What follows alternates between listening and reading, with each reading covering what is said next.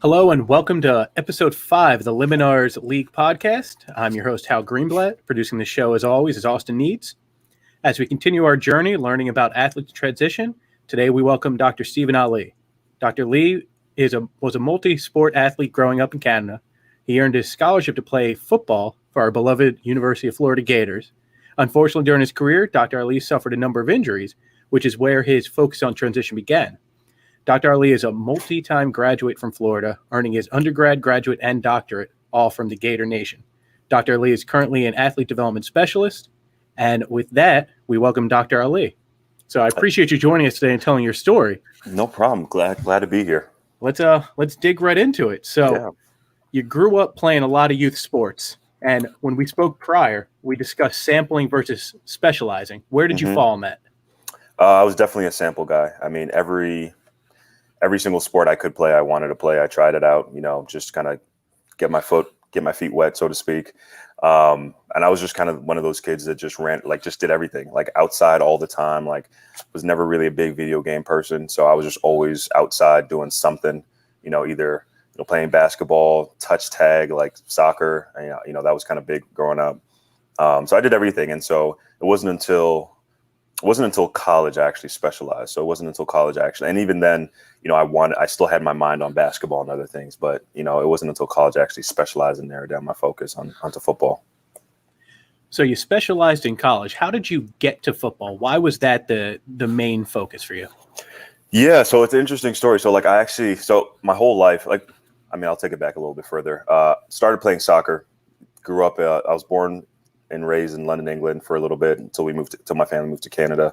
So soccer was kind of a big part of, our life, essentially. My dad was a really big Arsenal fan, and so I essentially became a big Arsenal fan. And then I started growing, and then everyone was like, you need to play basketball. And I was like, nah.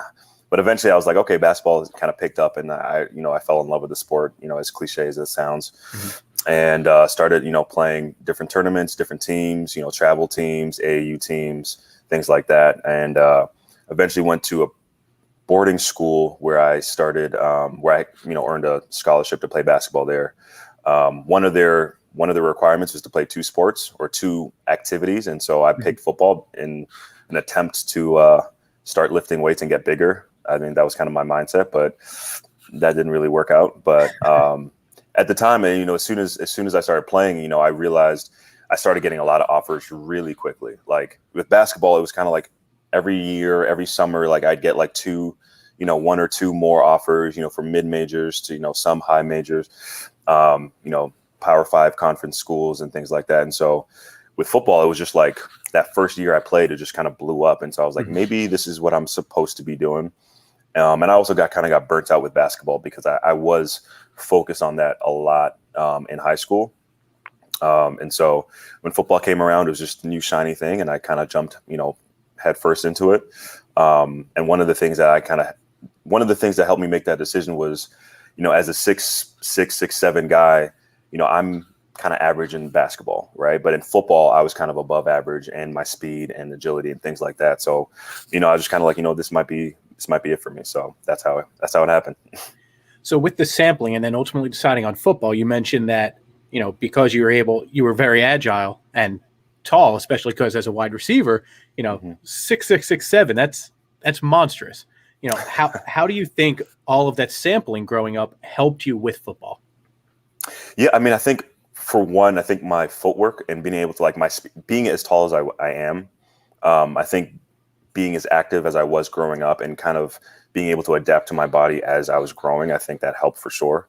I was, playing football, like my receiver coach would always be like, you're just grabbing a rebound, kind of using analogies like that to kind of help me, transition or transfer over to a new sport. Having played a lot of different sports, I think you start to learn and start to understand how to control your emotions in the game. And you start to learn how to, different environments and different game time situations. And so that can kind of transfer over to a number of different sports and out of sports too, as well. So I think that for sure helped. And I think just kind of broadening my understanding of sports and competing, I just love to compete. And so, again, that's something else that just kind of transfers over. And in football, just atmosphere and the mentality with football, within the team is always compete. And I was kind of guy who was, if someone was better than me in something, I was like, okay, I will be better at you next time. Like, you're not going to beat me twice type of deal. So that was just kind of my mentality going into it. And I think, playing a lot of sports and kind of, sampling and doing a lot of different things growing up, I think for sure that kind of contributed to that. Awesome. So let's talk about the first transition, which is, well, there were a couple there. So you transitioned sports, you transitioned to the boarding school. Now you're looking at colleges, and you tell us a little about the recruiting. What led you to Florida? Urban Meyer. It's a good reason. He played a big role into that. No, I mean, in my recruiting process, I mean, it's so long ago, but I still remember a lot of that process just because it was so new to me, new to my family, really. So I didn't really know. I was kind of making it up as I went along, and so it was an interesting process. And I ended up actually committing to Stanford at the time. Coach Harbaugh was there. David Shaw was their assistant coach was the wide receiver coach at the time. And I ended up committing there, but it was kind of like a longer process, a longer kind of courtship, if you will. I went to different camps, they came out to games, it was kind of a longer process. And so I eventually committed, and, Coach Meyer reached out to me, and Coach Gonzalez and Coach Brian White, they all reached out to me in different times, and eventually got down to campus. They invited me to a camp, went through the camp. And at the end of the camp, they're like, hey, we want to offer you a scholarship right here, right now. Like, and it was that quick. And I was like, really? You sure? No, I didn't say that, but like, I was really kind of shocked and surprised by it. And so like, kind of having the campus is amazing. I mean, both campuses are, both schools are outstanding. I mean, I have nothing bad to say about either. But just like the environment of Florida had just come off a national championship. They had so many talented players that I was, kind of eager to learn and kind of grow with. The coaching staff there was incredible. I mean, all those coaches, now you kind of look back and they're like, they've been in some amazing places and amazing positions. And so kind of being there and, I saw everything and I was like, this is a school that wanted me right off the bat. Like, Stanford had to think about it for a second. Florida just kind of jumped in and was like, hey, we want you. They're like, now. And so with that kind of energy and with the academic side of Florida too, again, both schools are great academically, but, I just thought at the time, Florida was such a strong powerhouse and still is in athletics. And they were really solid in academics as well. So I thought the combination of that was kind of a no-brainer. So you're at Florida now, and tell us a little bit about your career. As I mentioned with your intro, unfortunately you suffered a number of injuries playing football, but tell us a little about your career at Florida before moving on to post athletic life. Yeah. I mean, I think, the D1 experience, especially the college football experience is very interesting. I think it was different. I grew up, like I said, I grew up playing basketball. So a lot of my friends growing up played basketball. And so as we were kind of talking and sharing experiences, whether on the phone or whatever, I kind of noticed mine was a little bit different than theirs. The workouts seemed a little bit more intense. Like guys were like, oh, that was a hard workout. And I was like, well, I just threw my guts up like a second ago. I mean, I just kind of felt like we were on a kind of different level, different planes, you know what I mean? But it was a good experience. Overall, my experience was good. I mean, you mentioned like I had a number of different injuries and it was tough because prior to that, I'd never really been injured before.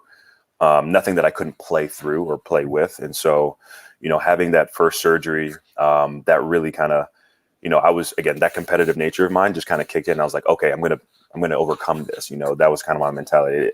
I didn't think it was going to stop me, but it was still tough to kind of go through that process.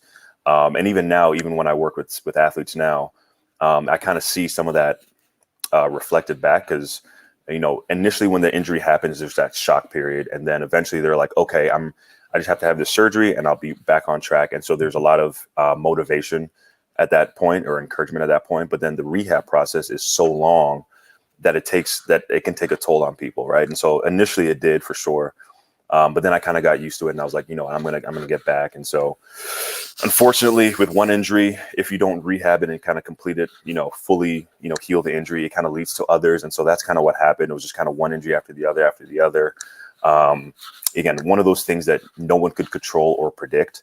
I had really high expectations for my football career. And, as we know, like that didn't happen, but I think for sure, like, building the relationships I was able to build, taking advantage of the resources that were there, and just getting to experience something that, I never thought I would ever experience before, right? Running out into the swamp with 95,000 people screaming and grabbing you and fireworks going off. I mean, that's something that only a select few people, can have actually experienced. And so I'm grateful for it. I'm grateful for sure. So unfortunately, as you mentioned, the injuries kind of derailed what your dreams were. And, there's a few different kinds of transitions. There's the emotional, there's the mental, and there's the physical transition.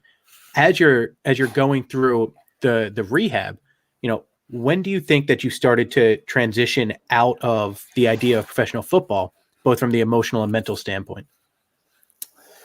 That wasn't until late. So, I mean, I know we kind of talked about this a little bit previously, but I think those transitions happen at different phases, right? I don't think they happen all at once. And sometimes as athletes, we kind of assume that that's what's going to happen. It's like, okay, once I'm done and I'm moving on to the next chapter. But it's not like that. It kind of weans in and weans out kind of deal. So the physical transition happened first because like my body was in pain, like running physically hurt at the time, right? And so I was kind of thought to myself, I was like, okay, if it hurts to just run a go route, what happens when you run a go route and then get hit?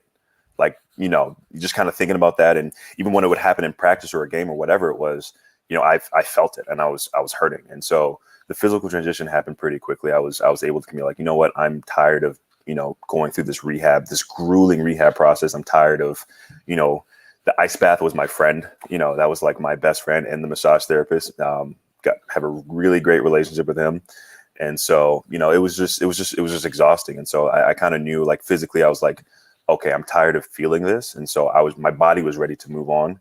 But at the same time, I'm still like a crazy competitor. So like, I was like, I can still do this. Like, I know what I'm capable of if I'm healthy. I know what I can do. And it's, that was just part of my identity through, growing up. And so that transition, as far as mentally and emotionally getting away from the sport, took a little bit longer. And it was more of a conscious process. It wasn't something that just happened. So some people, it may happen organically, but, I really had to kind of work on it. I really had to kind of focus and understand what was kind of going through me, what emotions I was feeling, and, how I wanted, to transition out and where I wanted to go, and how I can use some of the skills and things that I picked up to be able to transfer that to other things. Right. And so the first part of that was just understanding that I did pick up skills. I did gain something from this experience that I could use in other settings and other places. And so once I realized that, I was able to kind of then be like, okay, I still have, value, so to speak. I still have something to contribute. But that being said, I always knew I wanted to be in sports. And so I didn't entertain the idea of being out of sports too long, after that. So that's a long story short, it just happened at different stages, different phases, right, for sure. So with the separation, is there one word that would describe the experience of transitioning to life after competitive sport? Just one word? Yeah, just one word. Got to make it tough on you.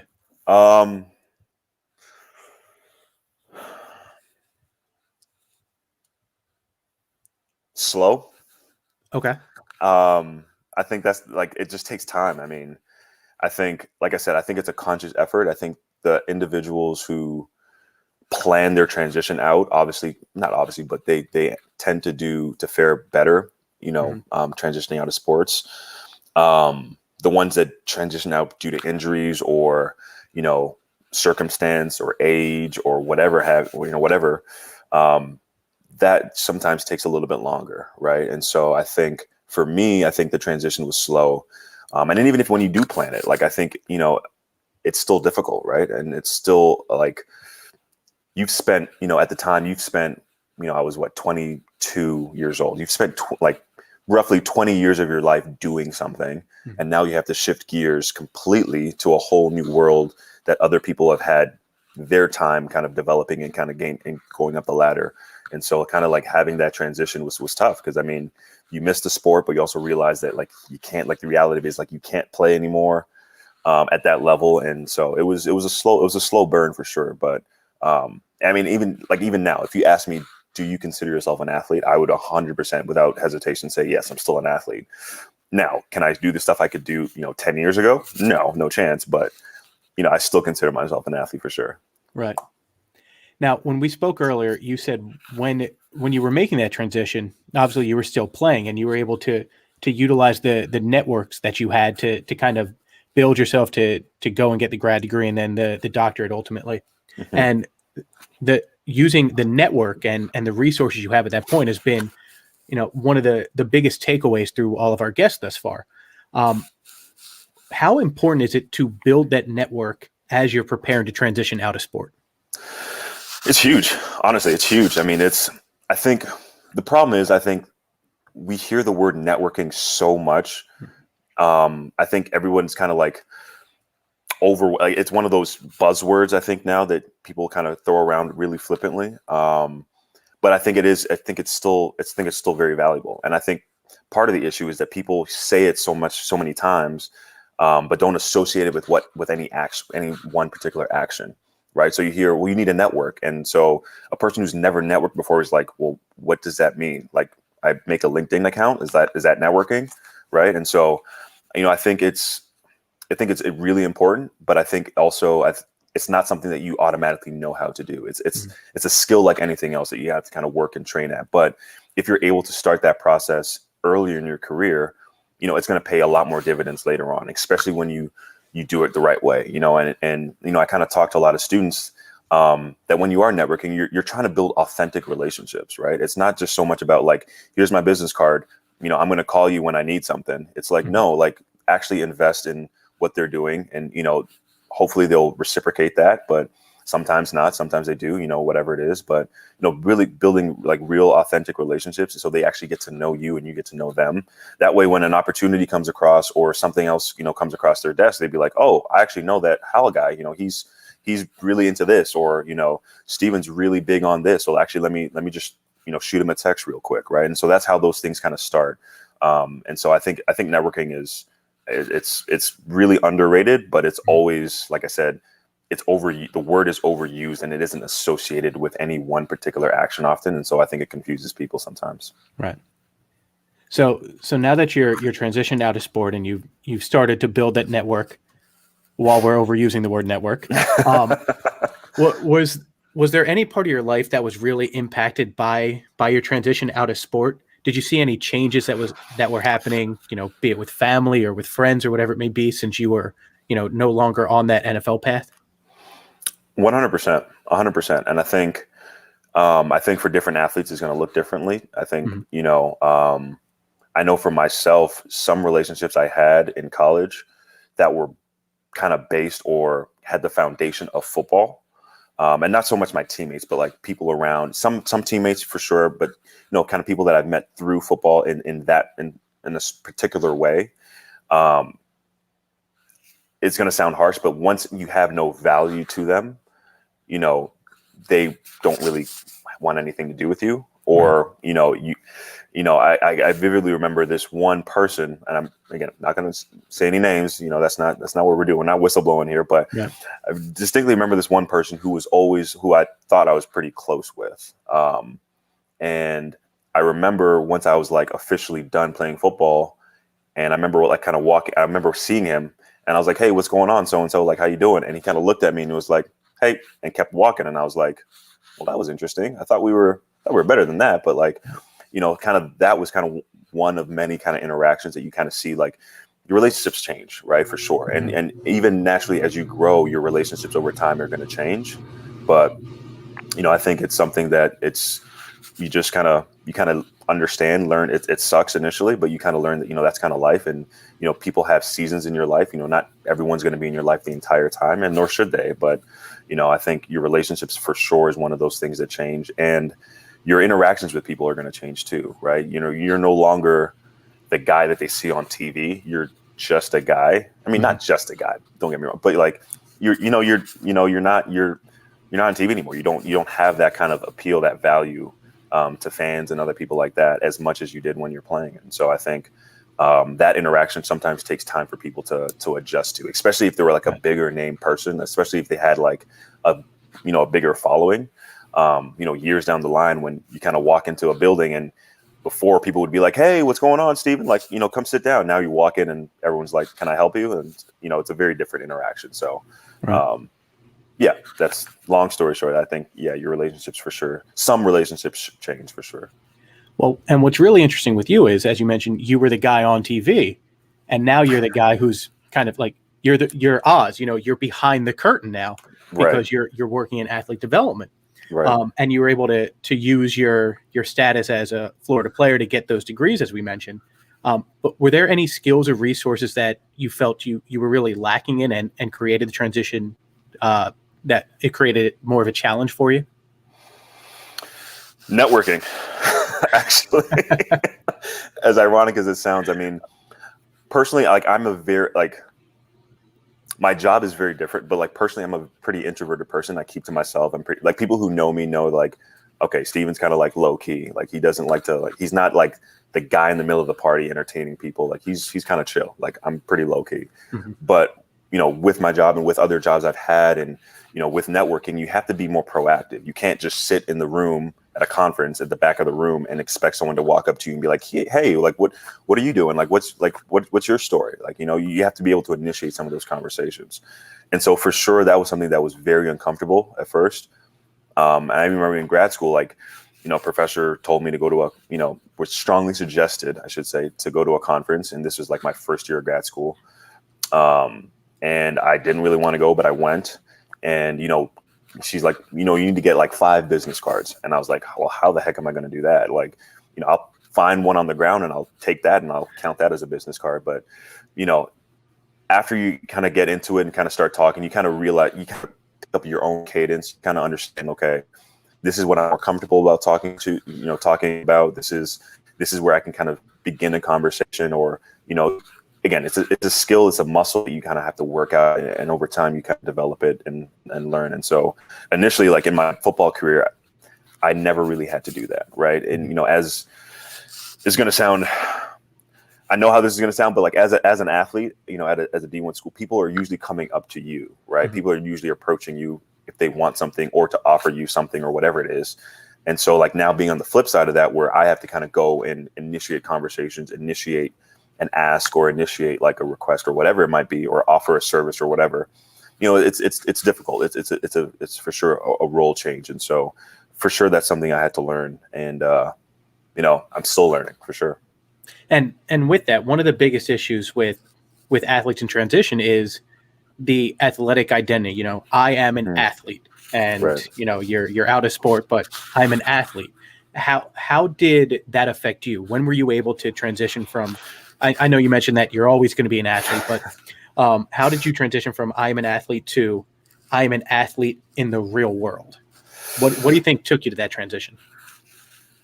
I think what took me there was not thinking it's either or, right? Like I said, I will still consider, like to the day that I die, I will consider myself an athlete. Like Right. I will be that 80-year-old dude, like playing shuffle. Like I will do whatever it takes. Like I'm doing it. Like I'm going to be physically active as much as my body will allow me to be. Right. But I think part of it was also saying, okay, I'm an athlete and I'm also, this, that, or the third, whatever it is. Right. Building other parts of that identity. Right. And so like, I think oftentimes when you talk to an athlete or some athletes say like, hey, like describe yourself. And they'll be like, the first thing that comes to their mouth is I'm a basketball player, or I'm a football player, I'm a baseball player, I'm a softball player, whatever it is. Right. So that's like the center part of their identity. Right. And so they have other roles, they have other things part of their identity, but they're consciously focused on that one center part. Right. And so I think over time, what I learned, gradually, like I said, it was a slow burn, gradually learn how to do was kind of identify these other roles that I was occupying, other roles that I was interested in occupying, and then kind of growing that out in addition to having that athlete identity at the same time. Right. And so I think one of the, like having hobbies, having interests, like outside of your sport, growing up, I think that's huge, because then you can kind of cultivate like, okay, I've tried this before. This sort of interests me. How do I make this into more than just a hobby per se, right? Or how do I develop this, use this skill in another field or another area that can kind of benefit me and I can kind of grow from that, right? So I think it's looking at it as I'm an athlete and I'm blank, right? I mean, everyone has seen, I'm, more than an athlete, thing that like, Mav Carter and LeBron are kind of putting up. And I think it's great because I think athletes should start to view themselves as more. And once they do that, I think the world can kind of start to see them as more as well. Right. And then makes that transition easier too, as well. Right. So like, if you're interested in real estate, as an athlete, once you retire, it's like, okay, now you have more time to develop that and you have more time to kind of invest in that or whatever it might be. And so I think just having some understanding that your identity is not, mutually exclusive from anything else. Like it's an and, not an or, if that makes sense. That's such a great way to put it, that, it's and, not or. Right. That's perfect. Yeah. With our last few minutes, let's talk a little bit about the reincorporation. Okay. So with the life after sport transition, there's three phases. There's a separation when you're saying goodbye and moving on. There's a liminal phase when you're in between the old athlete and the new you, or as you're saying, and the new you. Mm-hmm. And then there's the reincorporation phase when you're adapting to that new life and new identity after sports. Mm-hmm. For you, which of those three phases do you think was the hardest to adjust to?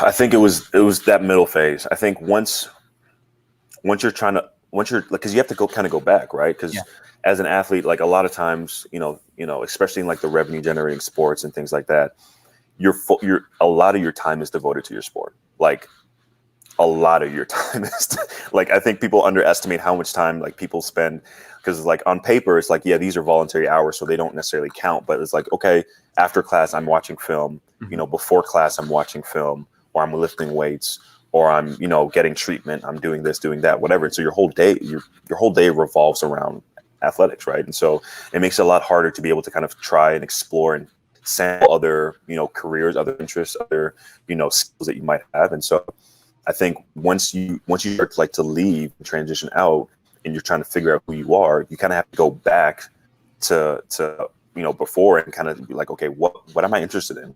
Mm-hmm. When people in college are like trying different things, have a side job or, doing, in a part of a club or things like that. And, it's a lot more difficult for a lot of times for athletes to do that. And so you kind of have to go back and be like, okay, this is what they were doing when they were like 17. Now I'm 22 and I have to kind of play catch up a little bit. Right.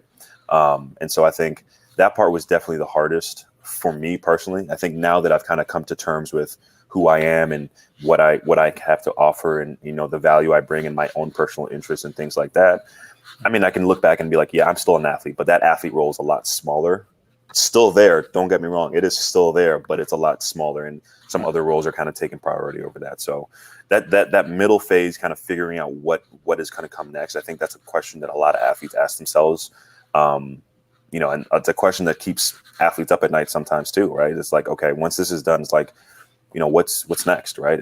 How do I figure this out? There's no direct manual to fit my personal, situation, how to transition out of this or where to go next. And so it's an exploration phase. It's a transition phase. It really is. So with that, we do a little bit of a pay it forward. So you're talking to, a group of college seniors and they're preparing for transition. And, normally we ask you to give one piece of advice for those getting ready to transition, but based on what you just said, with that advice, how long do you think it takes? Like what advice can you give to start preparing for that middle stage to transition out of sport? Because obviously we know that, there's such a minuscule number of high school to college to professional athletes. It's so hard to get there. Right. So how can we start preparing, these kids for life after? Well, I think I feel like if you answer that question, you are probably going to start making a lot of money, like consulting and, doing that kind of stuff. But I think part of that answer is being proactive, like when they first come to college, right? Having opportunities where, and they exist. Some of them they do. The thing is that you oftentimes have to find them.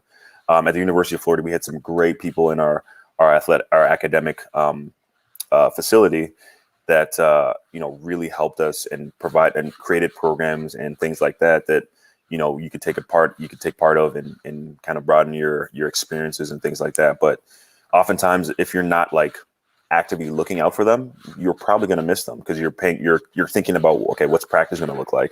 Like, what time's dinner? Like, I have this exam coming up. Like, you're not really worried about later down the road. You're kind of focused on, like, I have to deal with this big thing that I'm working on right now. And so I think just finding like little bit at a time. It's similar to financial investment, right? Like, you're able to grow wealth the sooner you start, even if it's just a little bit at a time. Like, that's going to start to compound over time.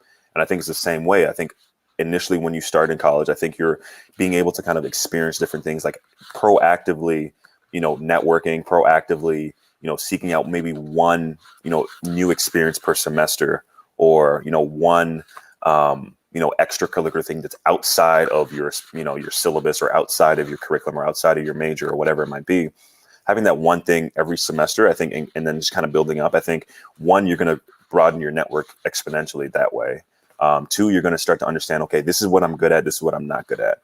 This is what my skills are. This is not what my skills are. And I think understanding what the polar of those two, like what you're good at and what you're not good at, are equally as important. A lot of times people are like, well, I don't know what I'm good at, but they can tell you what they're not good at. And so I think that's a good starting place for some people. And I've used that to kind of work with some individuals too. And so I think just starting off earlier and being proactive and just having that in your back of your mind, right?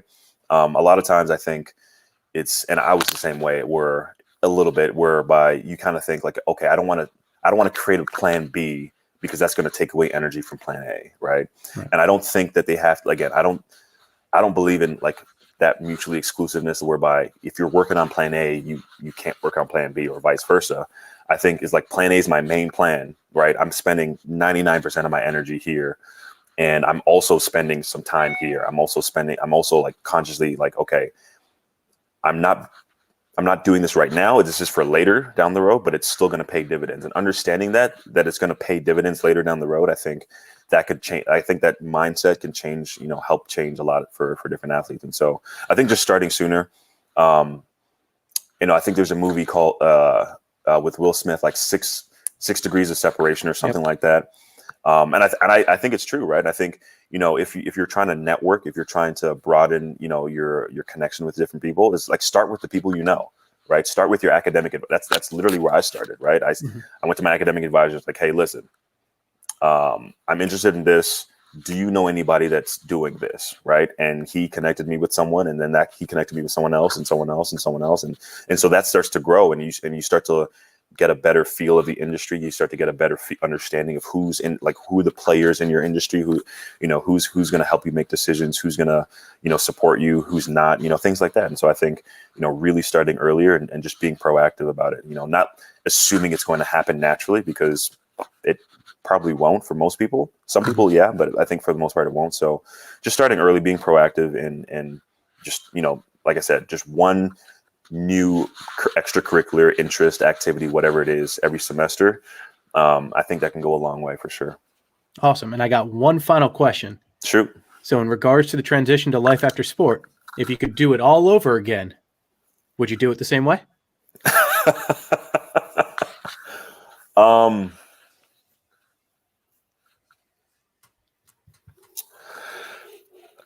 Probably not. I think there are some things I would change for sure. I mean, don't get me wrong. Like I'm grateful and happy how things have turned out so far.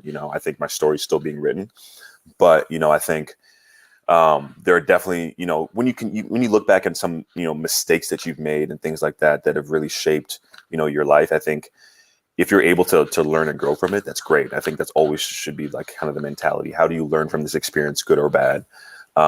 But sometimes it's like, yeah, sometimes I want to ease the hurt. Like, I don't want to, be in pain, you know what I mean? Things like that. And so like, I think I would change some things. Again, I would take my own advice as in starting earlier. I'm going to leave some of the other stuff to off the record. We can share that in, backstage, but, I think, yeah, I would take my own advice as starting earlier, being more proactive with my career, and, just making smarter decisions. Awesome.